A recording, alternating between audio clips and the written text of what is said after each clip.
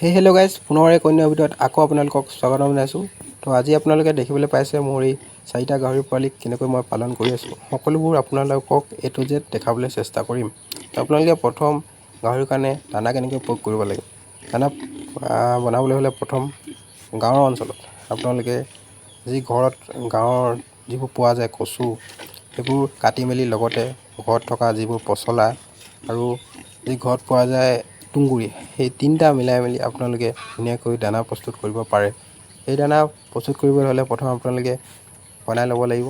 তাৰপিছত এই প্ৰত্যেক দিনাই এই 4টা গাহৰি পোৱালিক আপোনালোকে প্ৰয়োগ কৰি থাকিব লাগিব। আৰু মই তেনেকৈ প্ৰয়োগ কৰি দিওঁ। তো আপোনালোকে এই 4টা গাহৰিক দেখিবলৈ পাইছে ধুনীয়াকৈ তেনেকৈ প্ৰয়োগ কৰি বহুতখিনি ডাঙৰ কৰি দিলোঁ। সিহঁতৰ ইমানো দিন নাই হয়, এটি আঢ়ৈ মাহ আৰু 3 মাহ খুব বেছি হৈছে। সিহঁতি দেখিবলৈ পাইছে ইমান ধুনীয়া ডাঙৰ হৈছে। তাৰ লগত আপোনালোকে 6 মাহ 7 মাহ 8 মাহ ইমান সোনকালে যদি বিকিবলৈ হ'লে গাহৰিৰ যি দানা বিক্ৰী কৰে দোকানত, সেই দানা কিনি আনি আপোনালোকে ধুনীয়াকৈ খুৱাই মেলি বিজনেছৰ ক্ষেত্ৰত ধুনীয়াকৈ লাভ কৰিব পাৰে। আৰু মই তেনেকৈও দিওঁ, 2টা মিলাই মেলি ধুনীয়াকৈ মই গাহৰিখিনিক দানা দি আছোঁ। আৰু প্ৰত্যেক দিনাই দেখিবলৈ পাইছে বহুতখিনি গ্ৰোথ হৈছে।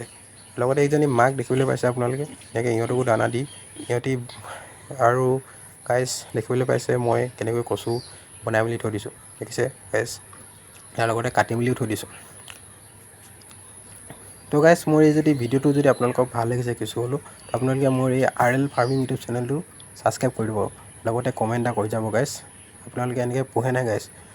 তো গাইজ দেখিবলৈ পাইছে ধুনীয়াকৈ মই কচু কাটি মেলি গাহৰিৰ কাৰণে বনাই থৈছোঁ। চ' গাইজ আজি ইমানেই।